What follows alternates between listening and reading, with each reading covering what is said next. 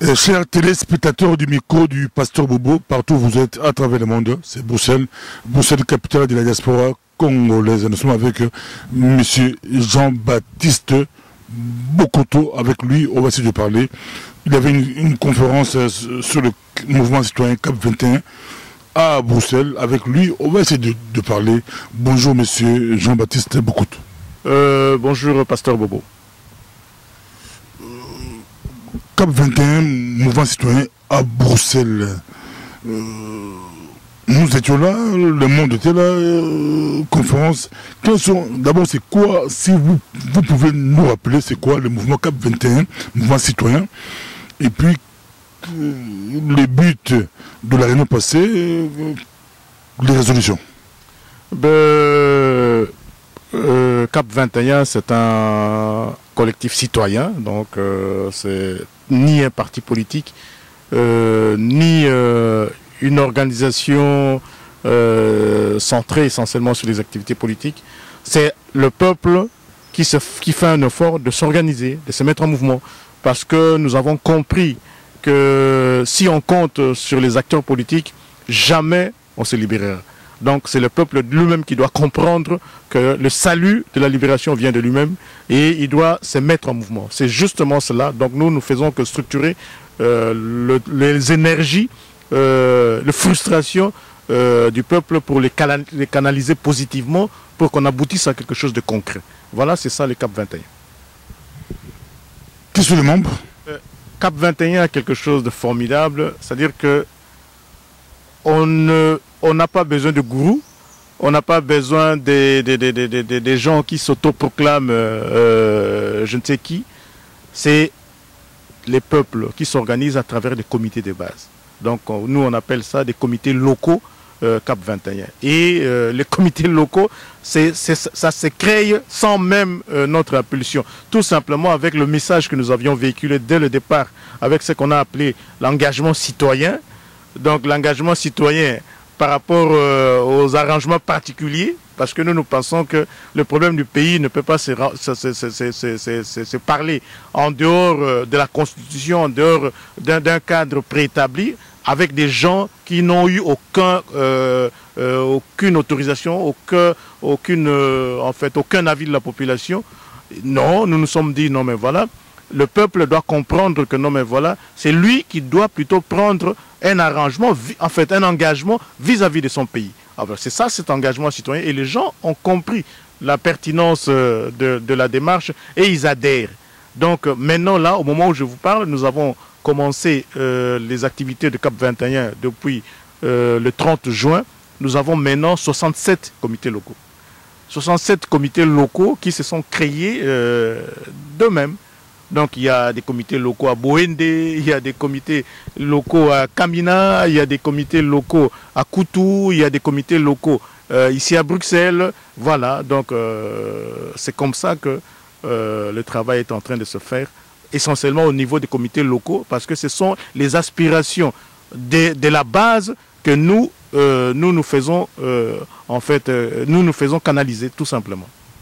Quelle est votre particularité par rapport à d'autres mouvements ou associations, partis politiques et autres? Quelle est la particularité que vous nous apportez?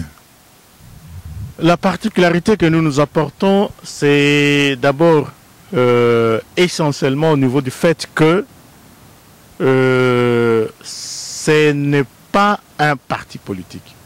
Voilà, parce qu'un parti politique, c'est un mouvement partisan. Donc, qui a un but déterminé, qui veut un but déterminé.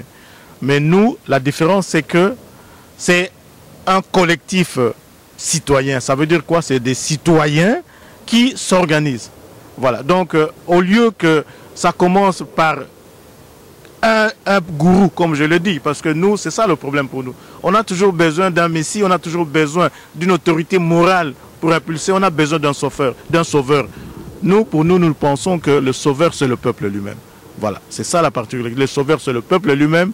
Qu'il comprenne ça, d'abord, qu'il fasse un effort de laisser les faiblesses qui l'empêchent de faire quelque chose pour avancer et qu'il se prenne en main. C'est tout simplement cela. C'est pourquoi nous, le grand travail pour nous, c'est essentiellement au niveau de la sensibilisation. Parce qu'en fait, si on ne comprend pas que c'est nous-mêmes qui devons prendre en main le destin de notre pays, si on ne sait pas quels sont les éléments ou quels sont les outils que nous devons mettre en place pour nous libérer, on peut faire n'importe quoi, rien ne marchera. Donc il faut se mettre en ordre de marche, il faut se mettre en ordre de mouvement. Alors nous maintenant, nous donnons ces outils-là, nous donnons ces outils, qu'est-ce qu'il faut faire, comment il faut faire, avec qui, contre qui. Voilà, ça ce sont les spécificités de CAP 21 et qui fait que les gens adhèrent massivement au mouvement. Ça c'est un. Des deux, il y a le deuxième élément qui fait que nous, on n'est pas contre les partis politiques. Parce que souvent, ça, on attend de plus en plus dire cela. Pas du tout. On peut être à la fois membre d'un parti politique et être membre du CAP 21. Ce n'est pas incompatible. On peut être membre d'un parti politique et aimer son pays. C'est cela tout simplement. Et accepter de faire des choses pour son pays. Mais le problème, c'est que nous remarquons qu'il y a beaucoup de gens ou beaucoup d'acteurs politiques aujourd'hui ne font pas des choses qui vont dans le sens de faire avancer le pays. La preuve, c'est qu'elle est là. La situation, elle est catastrophique et elle continue à s'empirer davantage. Mais pour ceux-là qui sont dans des partis politiques et qui veulent faire avancer le pays, ils sont avec nous. Donc c'est ça, on peut être à la fois membre d'un parti politique et être membre du CAP 21. C'est ça la spécificité de deux au niveau de CAP 21. Et de 3, ça aussi, il faut que je le souligne.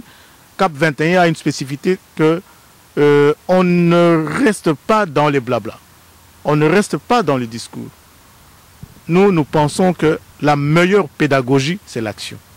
Voilà, donc c'est ça notre devise, CAP Action. Voilà. Vous allez voir avec vous comme nous travaillons souvent ensemble, que les prochaines activités que nous allons organiser, ce sera essentiellement des actions.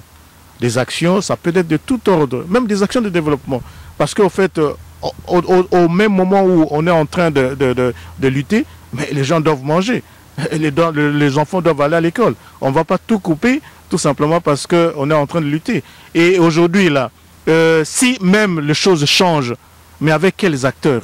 Mais ces acteurs-là doivent être préparés. C'est maintenant que les choses doivent se préparer. Ce n'est pas, on ne doit pas faire l'erreur qu'on avait commise en 97 où on a vu n'importe quel genre de personnes qui sont venues là à Kinshasa. On ne savait pas d'où ils venaient. La preuve, c'est qu'il n'y avait pas un personnel politique qui était à même de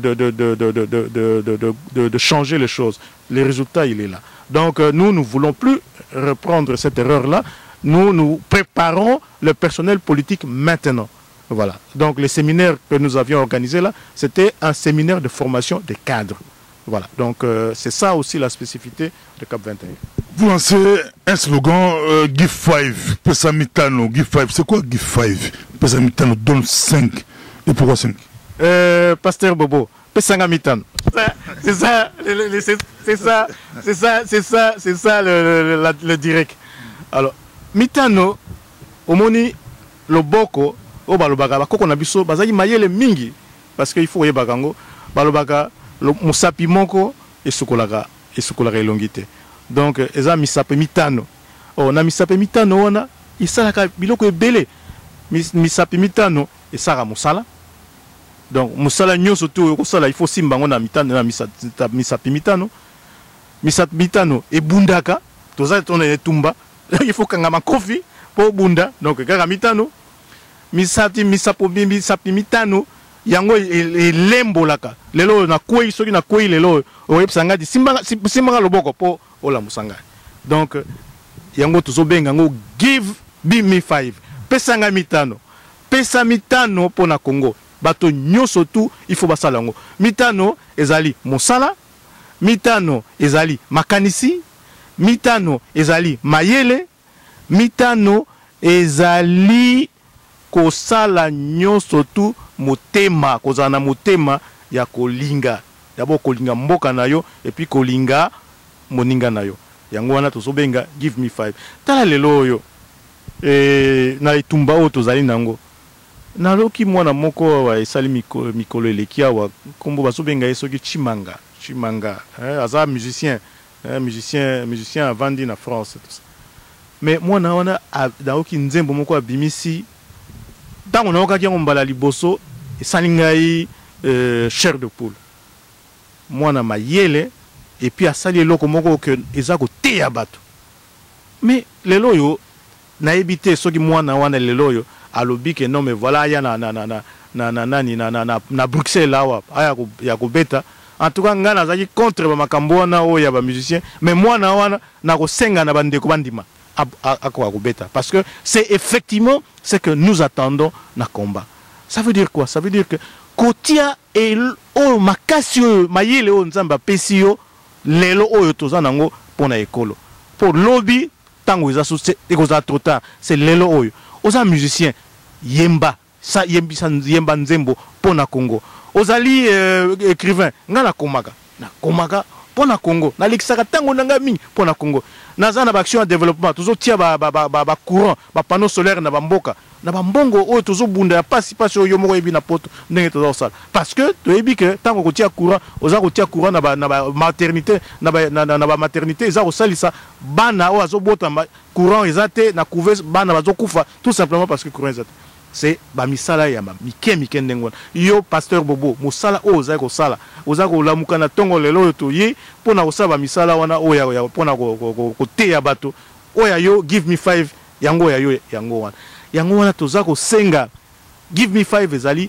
moto nyonso tout oyo alingi ko sala quelque chose na monoko kaka te parce que to lembi monoko asala nini pasteur Bobo pesanga mitano. C'est la tout ça na conférence na Bruxelles. Beaucoup de résolutions, beaucoup de mécanismes. Quelles sont les résolutions pour décider nini masolango ni cap 21? Est-ce que bola poser à pouvoir pour appliquer makambola bino tous les slogan Macron peut abandonner Boja Baptiste Bokoto, Baptiste Bamotel le pays, Macron abandonner les lobes parti politique à quoi ici pèse, à quoi ici droite émerge et y on le lot à Matissi mouvement citoyen.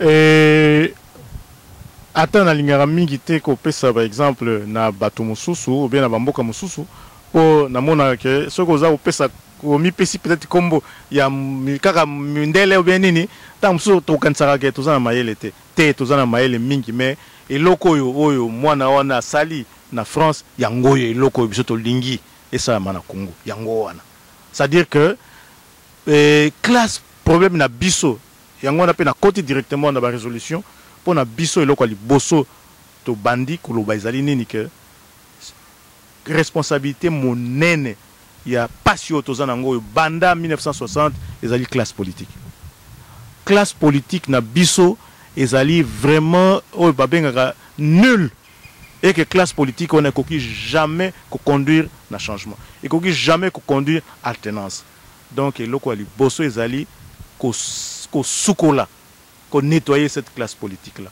qu'on nettoyer cette classe politique on les a été au beta bango masasi biso tozana na logique wana te mais ezali ko longola bango ko pupola bango na mayele na organisation yango wana toza ko luka bipa nyoso bato mingi baza ko ya na cap 21 ezali bato kili eza moto aza machiniste moko aza en Allemagne ayebi comment est-ce que basala banzela toza na besoin na yo to nani mécanicien azo sala ba robot tout ça aux États-Unis toza na besoin na yo mwana moko ya aux États-Unis kuna aza congolaise aza azui ba idée ko sala ba robot ba nini toza na besoin na yo monganga journaliste tout ça ce sont ces gens-là oyo biso tozo linga que bazala lobby ba ko kamba mboka c'est-à-dire des entrepreneurs politiques to boyi ba professionnels de la politique oyo musala azana musala moko te banda abanda politique musala nezaka kutambulaka ko luka mbongo kolia mbongo epa kabila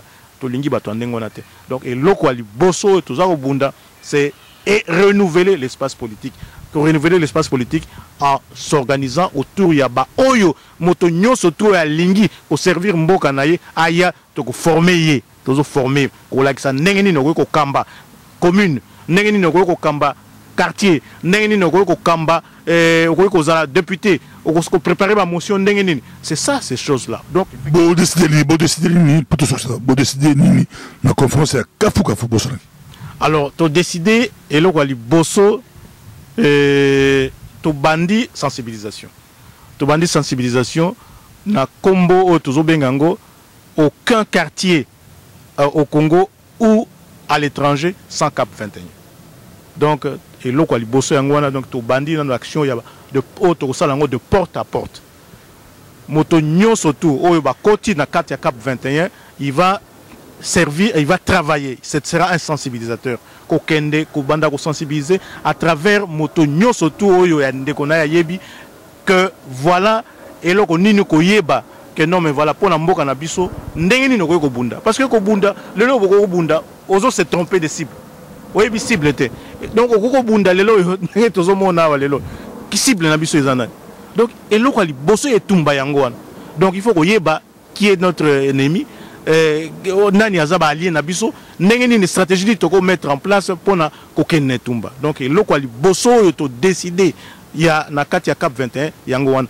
Aucun quartier sans Cap 21. Il y a mi balé. Il y a mi balé to